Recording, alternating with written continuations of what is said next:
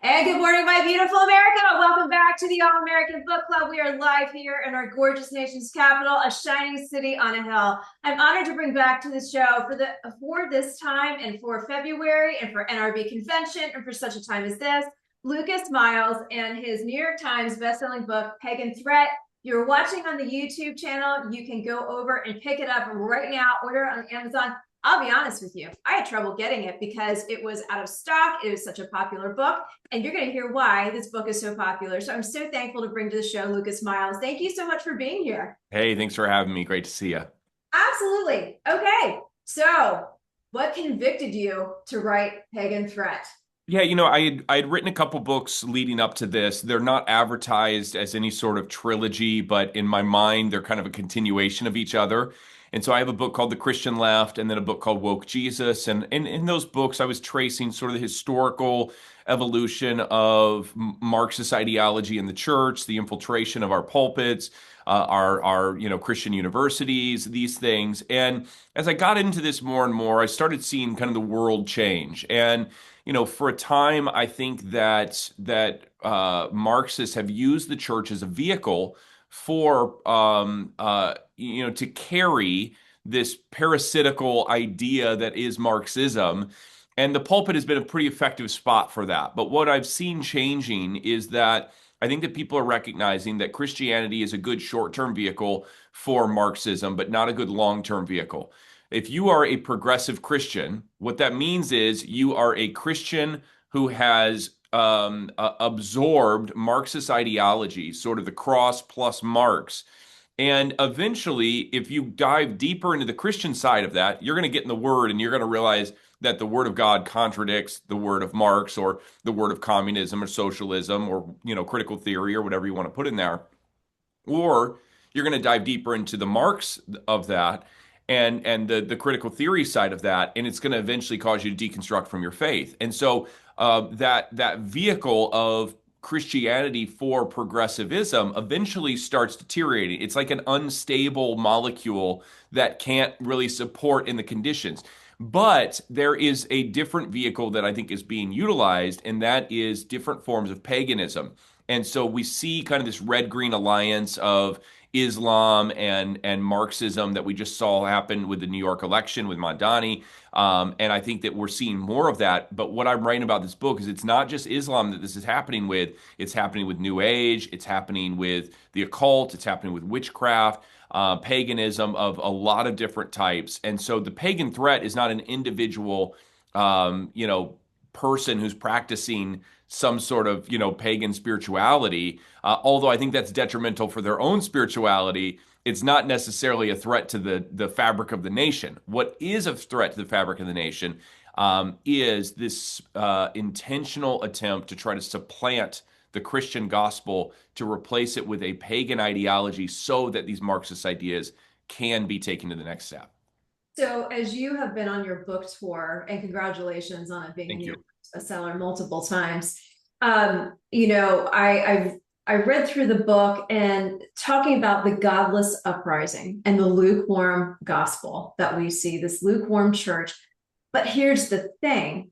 On the flip side, I see this wave and this excitement for the gospel and so what are you seeing that is perhaps changing that scope as we are in this whole new thought process and seeing what's happening in Washington? What do you think is really kind of shaping that?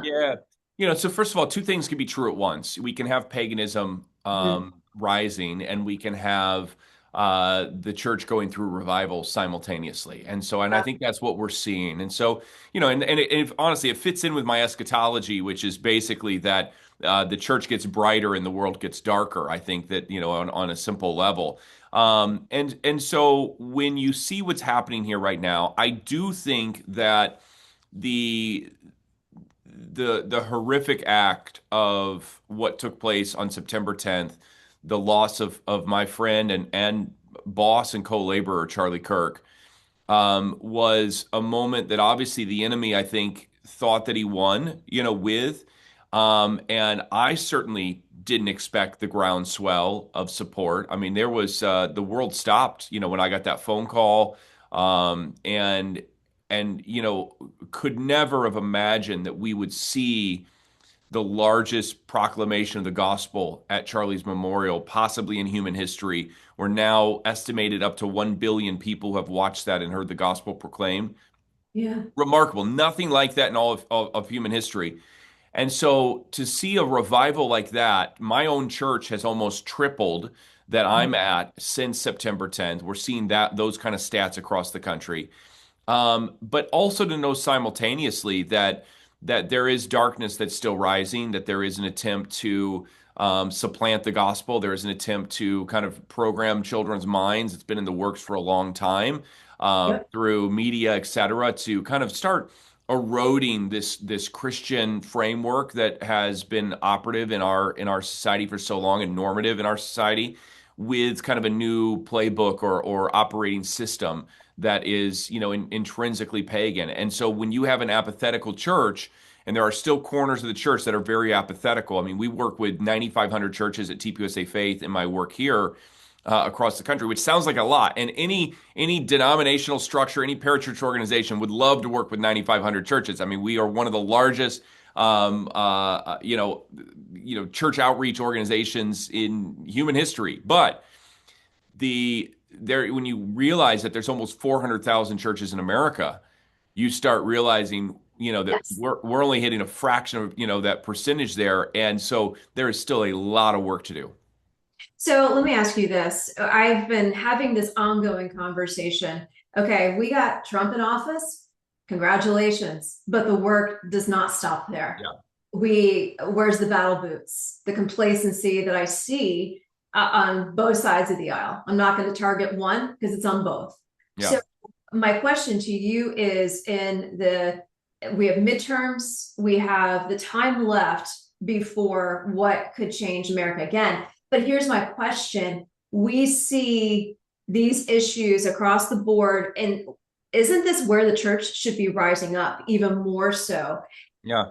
And my second question and follow up to that is church should be rising up more, but then we see this Muslim invasion of this country.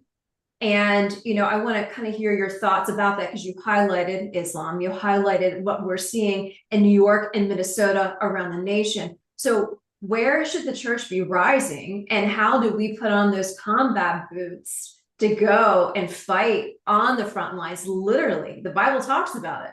Yeah.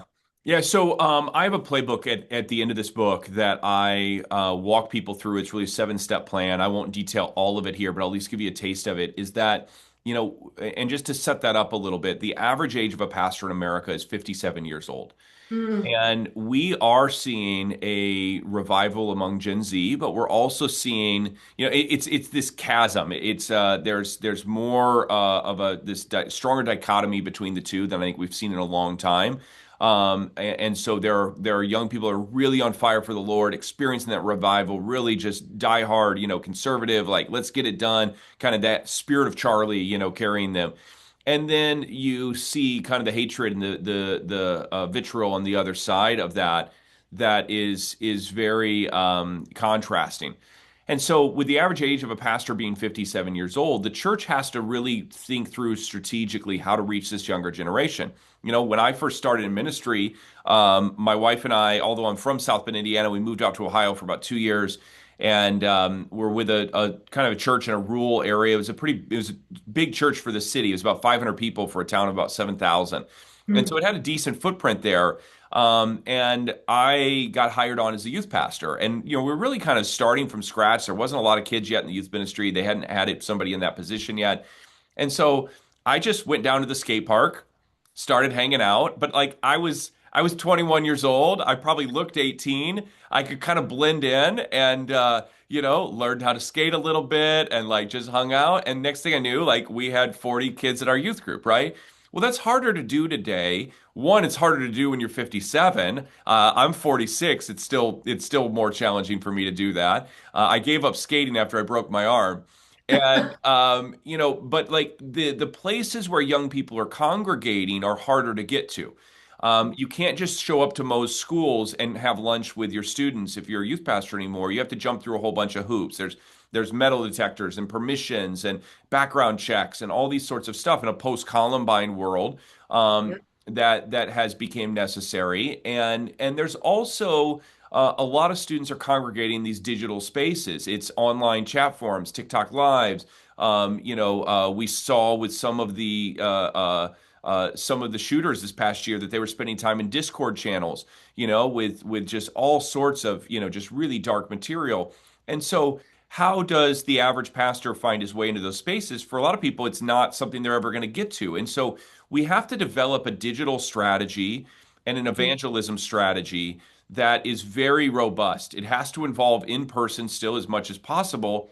But some of these young people, they're in their parents' basement. They're not coming, they haven't come out since COVID. This is the isolated generation, and they've continued to stay isolated. A lot of these students, like when I turned 15, like when I turned 14, I was ready to get my driver's license. I was like, Mom, Dad, when we going? They're like, well, you got 2 years, so you're waiting a little bit. Now you have students turning 16 with no desire to even go get their driver's license. And so you're seeing, I mean, I just heard of somebody the other day that was 21 that just got their driver's license for the first time, and there was no weird circumstance other than they just didn't feel like they wanted it yet. And so, and I think that's becoming more and more the norm of this kind of delay of life, an extension of adolescence, which means that these young people, they're more entrenched in kind of their own world, these online spaces. And again, I'm just speaking very, wide brushstrokes here. Not everybody is like that. We have amazing young people that are rising up as well, but we have to cut through this. The ones that we need to reach, a lot of them are in this place. And so the church has developed a strategy. We have to really get back to primary doctrine. I think that's the solution for so much. I think it's the solution for church unity. I think that church unity is the solution for conservatism continuing to, really have a golden age right now, because if the Mhm. church is fighting over secondary issues, gifts of the Holy Spirit, women in ministry, once saved, always saved, versus losing your salvation, though those issues are going to keep us from walking in step against, I believe, the real enemies to the faith right now that we are seeing with Red Green Alliance, Marxism, Islam, uprising of paganism, trans agenda, all these sorts of things. We have to unify against that, and that requires some humility on our part. And I think when we push into primary doctrine, when you understand that God is your creator, then you see that, okay, now have a definition of marriage, sex, gender, sanctity of life, government, etc., just through that one doctrine. So to the pastors out there that say, well, we don't talk about politics here in our church, brother, we just preach Jesus. I would say, well, good, preach Jesus, preach the full counsel of the Word of God. In fact, when you do that, you'll teach that God is creator, and you can teach the created order and how it affects all these things. So nobody's asking the church to get political. What we're asking the church to realize is that theology shapes politics. And if we actually teach theology properly, it will shape people toward a politic that is going to better align itself with the biblical worldview. So something you had mentioned about the kids in their parents' basement. And this is a conversation I keep having with those in news and those in the church and those in the faith segment. And I wanted to ask you this, and you've answered it somewhat, but I just want to get your perspective. How do you address wanting to, okay, we want to lead. You and I are in the same generation. We want to lead these future generations. But what do you do when they don't want to be led? That whole passiveness Yeah. that I see. Yeah, so it's tough. I mean, I think it's really easy to spend time on people that aren't looking for change or aren't looking for transformation. And so, when I look at the life and ministry of Jesus, one of the things I see him doing is he is focusing on people who were asking questions. And so I think that we have to keep creating content, and where we got connected originally was the National Religious Broadcasters, like, to be people who are going to create this just like onslaught of content that you're going to hear me preaching and doing interviews like this and writing books and doing short videos. And that's just going to be out there. And the hope is that becomes like a series of almost like fishing lures in the giant pond of this culture. And that those who bite onto it to ask a question, to go deeper, those are the ones that you have to lead. And so, sometimes, Jesus used this illustration of fishing for men. and being fishers of men. If we maybe take that a little further, that sometimes you have to present some different types of bait to fish in order to get them to bite on this. Sometimes Yeah. it's the political conversation. Sometimes it's spirituality. Sometimes it's questions about what happens after you die, like these sorts of things, apologetics. And so we're not changing the gospel. The gospel is the same. It should be the same forever, but we do change our methodology. And so we look for different ways. So sometimes it's short form videos, sometimes it's long talks and lectures, sometimes it's on campus, ask me anything type of events. Sometimes it's doing Bible studies, with people. Sometimes it's just going to the mall and praying for people that you come in contact with. And I think that, we have to look for all of those opportunities to develop a more robust strategy. And what scripture would say is those who have ears, let them hear. And that we are looking for those that are going to respond to the gospel. You can't reach everybody, but you can try. And we focus our attention on those that seem to be receptive and responsive, while still leaving a door open for those that might not initially seem like they're interested, but that might later, come out of, intrigue or jealousy or, whatever it is that draws them back. So let's talk about this. You brought up national religious broadcasters. So we are in the month, and it is literally just a week away. We are headed to Nashville, Tennessee. And I know that National Religious Broadcasters is having you speak on multiple panels. You and Billy Hallowell, one of my favorites, are doing the Influencer Summit again and gathering, but you have such an impact, and it is drawing in a new generation that needs to be aware of what is happening in the public square. Can you talk a little bit about some of Yeah. your focus for the convention? Yeah, so first off, let me just say that I'm a poster child for NRB and for the convention. I need to go back and count. I think this is my 10th or 11th year. Wow. And when I came in, I had just written my first book, Good God, published with national publisher. And, I was brand new to the industry. I knew a little bit, but not much. And basically, I said, okay, what's next? And they're like, well, we're sending you to NRB. And I'm like, what's that? And I had no idea this even existed. I'd been a pastor for a long time at that point, but no idea that this kind of greater Christian media industry was out there or how to get connected to it.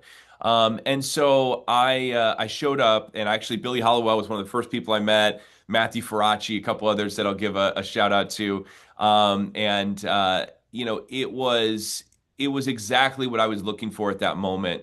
And some guys quickly took me under their wing, people like Phil Cook and others that just grabbed a hold of me and took the time to get to know me, made a ton of introductions for me, and my life has been on an upward trajectory ever since that event. And I would say each year that I've gone, I've left with more connections, more things. Now to this year, I'm doing, I think three different, Yes. major sessions and everything else. And I feel, God's given me favor. The organization, I love Troy and just the team and everything. I mean, they're just doing such a great job, and they understand what time it is. So many of these organizations out there, they don't understand what time it is, and so they're acting like we need it, like you would have 20 years ago. And I think the NRB is recognizing just what's important right now and what's at stake. And so this year, I think that obviously, I think there needs to be a response at this event in the aftermath of the loss of Charlie Kirk. I first met Charlie at NRB in 2020. I wouldn't be doing what I was doing even here with Turning Point without NRB. And so I hope to do justice in kind of my session, kind of communicating, life and legacy of Charlie and where do we go from here with TPUSA Faith, those things. I think that's important messaging. For whatever reason, God only knows. I feel like in many ways we've been charged at Turning Point to be able to steward this moment. And certainly none of us are perfect in how we handle that, but within TPUSA Faith, we take that very seriously. And I'm not Charlie Kirk. I'm Lucas Miles. I just want to be the best Lucas Miles I can be for this generation, and hope that that's enough. And I think that my message to the other, contributors there and content creators is that they have to embrace the same call. They have to see that, look, Charlie's shoes are too big for any one of us to fill, but we can each be who God's called us to be and trust that He's got a purpose and a plan in our generation for this moment. And I think that's going to matter. And I think diving into some of these the dangers that are on the horizon, because I'm optimistic about them. I think there's things we can do to change course, for the nation, but we have to understand these things fully to learn how to walk in them if we're going to be, I think, successful with the Lord in that. Absolutely. Well, Lucas Miles, thank you so much for being here at the All American Book Club. We look forward to seeing you at NRB convention. And for all of those who are tuning in, stay tuned for our next segment. We'll be right back. Can't wait. Thanks.